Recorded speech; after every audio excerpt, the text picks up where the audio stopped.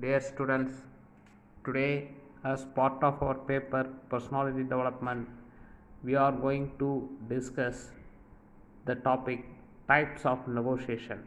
So, in the earlier classes, we have already discussed about negotiation, principles of negotiation, and negotiation skills. Now we are continuing with the same major topic, and we are now trying to discuss types of negotiation.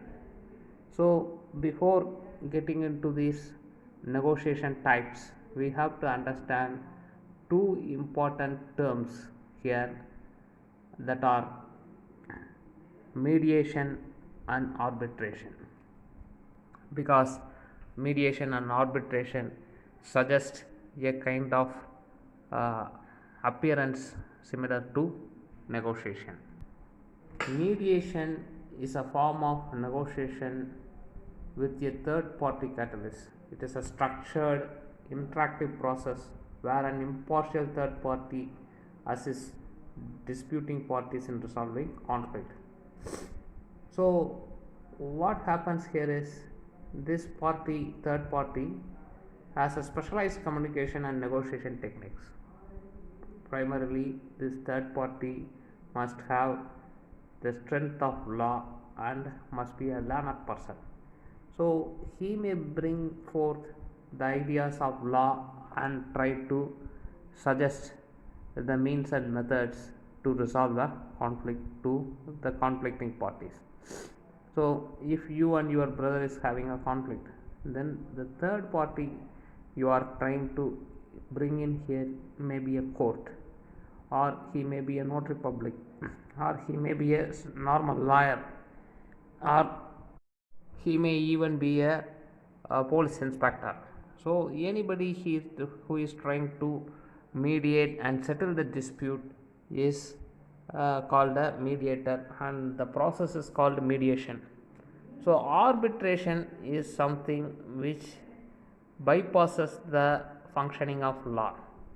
It is a form of alternative dispute resolution. So, for instance, you and your brother go to a gangster and he settles the terms and asks both of you to abide by that, and he takes a commission for that, or somehow he is benefited by the settlement. So, this is bypassing law, but yet the problem is solved by the conflicting party. So, this is arbitration. So, negotiation is where you are directly involved in settling the dispute. So, if you are called in a school for your brother making some mischief, and the principal trying to punish him or informing you, so the principal may say that you take the TC of this particular student and leave this school, and you may say that no, he will be okay in the future and abide by the rules and regulations of the school. So, you are negotiating here. So, you are not taking somebody in your place. If you are taking somebody in your place or employing somebody, then it is mediation. And if that person is authorized by law, it is mediation. And if he is not an authorized person, then what you are trying to do is an arbitration. So, the types of negotiations are classified into three. So, those are identified as distributive negotiation, integrative negotiation, and integrated negotiation. So, distributive negotiation, to begin with, is also called zero sum game. So, this can also be called positional or hard bargaining negotiation. So, zero sum game is something where you have a pie.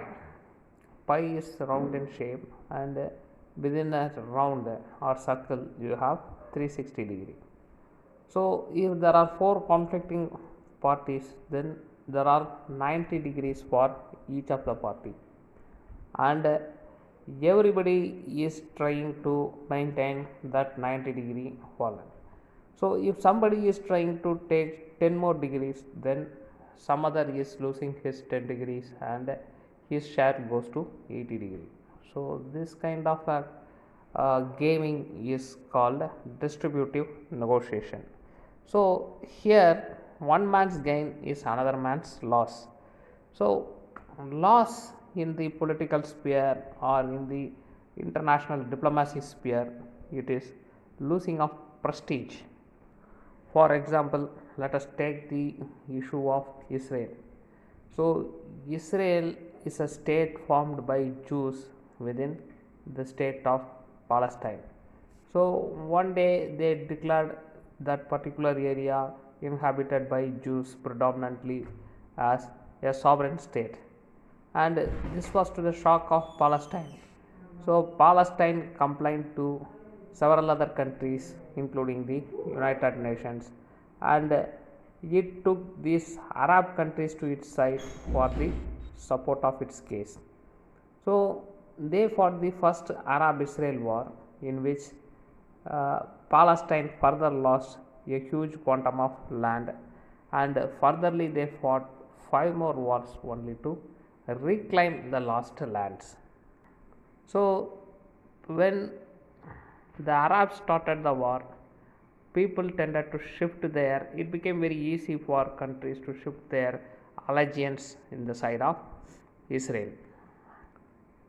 Israel's, particularly Jews hailing from Israel, were very strong in science and technology, mathematics, literature and law, and they formed pressure groups in countries like United States of America, Canada, England, and various other influential countries. So, being pressure group, they make the countries in which they live to speak for them. They try to legitimize the injustice that they rendered to the Palestinians earlier, and now they are trying to negotiate as equals, and they are trying not to compromise. In any case, they are trying to win the game by having more advantage in the pie, and in no situation they are prepared to give or compromise something to the Palestinians. So, this complicated the matter. So, this is a kind of fishing in troubled waters. Most of the Arab countries were dealing with oil, and war and economic sanctions on the Arabs pertaining to this oil business will severely affect their economy, and therefore they were very cautious and trying to adapt a passive approach. This passive approach further strengthened the side of Palestinians, and they emerged as a determining force, and their influence gradually increased. So, what happened as an effect or impact of this kind of development is the Muslims, they thought that they are being partially treated across the world, and they are not being treated in equal terms with other people, and they had no other choice than reacting for such kinds of development with violence, and therefore we see the globe to be a peaceless state or a place of unrest. Similarly, you can take the example of Pakistan also. So, Pakistan and India have dispute over Kashmir, and each of the party, they are not willing to compromise on any front, and this Azadi Kashmir or Pakistan occupied Kashmir, they are not trying to compromise on that, and India is not allowing further invasion of Pakistan. So, when they go for a negotiation table, India is trying to discuss something beyond Kashmir, for which Pakistan is not prepared. Pakistan want to first of all settle this Kashmir issue and pursue friendship after that. But this kind of a stand, which is very firm on both sides, do not take negotiation to any further level. So, the pie is being maintained as it is, and there is no development in this side or that side. So, This is a kind of a prospect theory where people do not find any meaning in. Nextly, it is integrative negotiation. It is also called non-zero sum game or a win-win game. In common man's language, integrative negotiation is also called interest based, merit based, or principal negotiation. While distributive negotiation assumes there is a fixed amount of value to be divided between the parties. So, we took the example of the pie. So, where you have 360 degrees. So, in integrative negotiation, it is not like that. So, you have a vast sphere and you can create value in the course of negotiation and you can expand that further. One near example can be that of the forming of North Atlantic Treaty Organization. This North Atlantic Treaty Organization was formed by the United States of America to contain the communist Russia. Then it was called the United Soviet Socialist Russia. So, this Russia, with its idea of communism, kept on expanding or tried to expand itself within the states of Europe, and to contain that, this NATO was formed. So, gradually the membership of NATO improved, whereas to its opposite side there was the Warsaw Pact. So, this Warsaw Pact members, they, after the collapse of Russia, merged with NATO one after another. And finally, what happened is even Russia applied for membership in NATO, and the principles and methods of NATO changed forever, and now it is not one of containing Russia but broad basing the interest of all the member countries and try to give a kind of recognition for every country. So, these days we have countries which have developed in terms of science and technology and research in science and technology.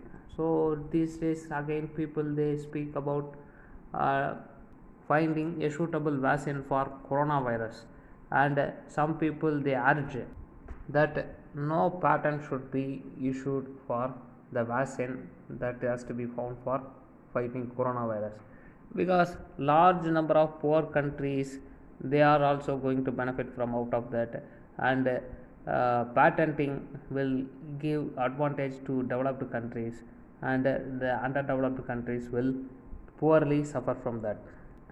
So, at least the argument in favor of developing countries is being made, and therefore, integrative negotiation has some key components of broad basing the ideas uh, for the welfare of common good. Further, we have integrated negotiation. Integrated negotiation is a strategic approach to influence that maximizes value in any single negotiation. So, as I said to you already, that we have problem with Pakistan, we have the problem of unemployment, we have the problem of undernourished people, we have the problem of poverty in this country. But still, we maintain high profile military preparedness in the state of Kashmir. And one another field where we expose our nationalism is through developing sports. So, we are not a self sufficient country and we take loans from institutions such as the World Bank and the International Monetary Fund. So, when we go for negotiation to derive loans, these people in the World Bank they take into cognizance the entire type of political activity that we conduct and other negotiations that are taking place within and outside the country, and they through a single negotiation try to streamline everything. So, this is a classical example for integrated negotiation. In simple terms, if you are going to your father asking for buying a motorcycle, then he may call your entire characters, your approach to life, your behavior, etc., and he will tell you that you behave yourself, you correct yourself, and I will observe you for the next 2 or 3 months, and thereafter if I am satisfied I will buy you a motorcycle.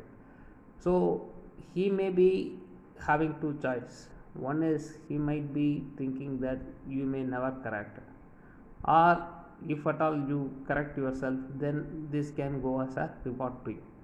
So the total type of change that he is expecting from you has to take place if you want to fulfill your wish, and this is called integrated negotiation at the lowest level. So with these examples of negotiation, I would like to conclude my class on negotiation types. Thank you very much.